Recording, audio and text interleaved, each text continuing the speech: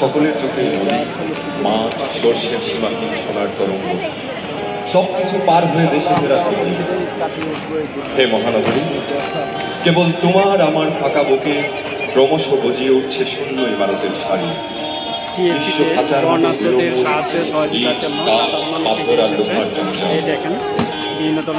সেখানে নদীর কিনারে বর্জিত একটি করে গ্রাম, সাধ্যমতো ঘরবাড়ি, গৃহস্থালী, রান্নার আগুন আর মরিচের গন্ধ, বিদ্যুৎহীন আধন, অন্ধকারের রাধনের মুখ, মা কিংবা নিগুড়ো ভালোবাসা প্রকার প্রতীচ্ছ।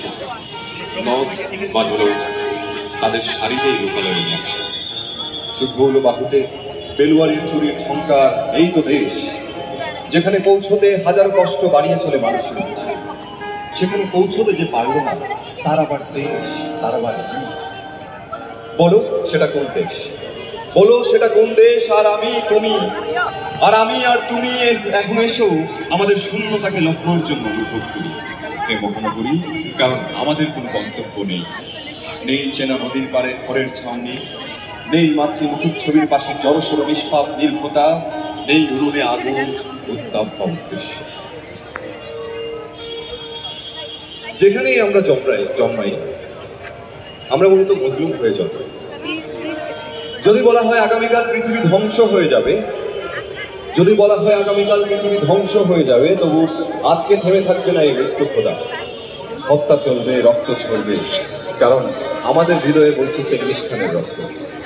আর পৃথিবী তো জালিমদের জন্য সেই উপাসনালয়, আর পৃথিবী তো জালিমদের জন্য সেই উপাসনালয় যেখানে মজলুমের মৃত্যু দিয়ে ক্ষমতার উপাসনা করা হয়।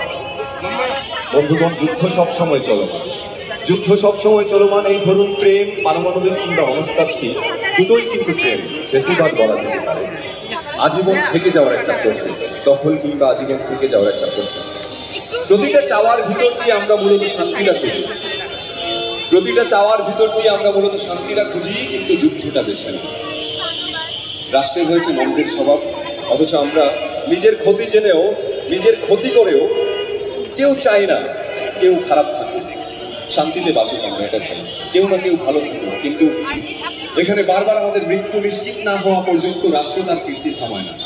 আমরা সয়ে যাই, এমনকি দীর্ঘ একটা সময় সয়ে গিয়েছিলাম এবং স্বৈরাচার ভেবেছিল আমাদের দেয়ালে পিঠ থেকে গেছে, কিন্তু ওরা জানে না আমাদের দেয়ালে পিঠ থেকে গেলে আমরা সেই দেয়াল ভেঙে ফেলতে পারি। যখন জুলাই গণহত্যার সঙ্গে ক্ষত সারিয়ে তুলছি একটু একটু করে, আবার ভেসে গেলাম আমরা দুর্দিনে। এই দুর্যোগ কিভাবে বলি, প্রতিটা রাত কবি বলেছেন, আমরা জানি না দুঃখের কি মাতৃভাষা, বেদনার কি মাতৃভাষা।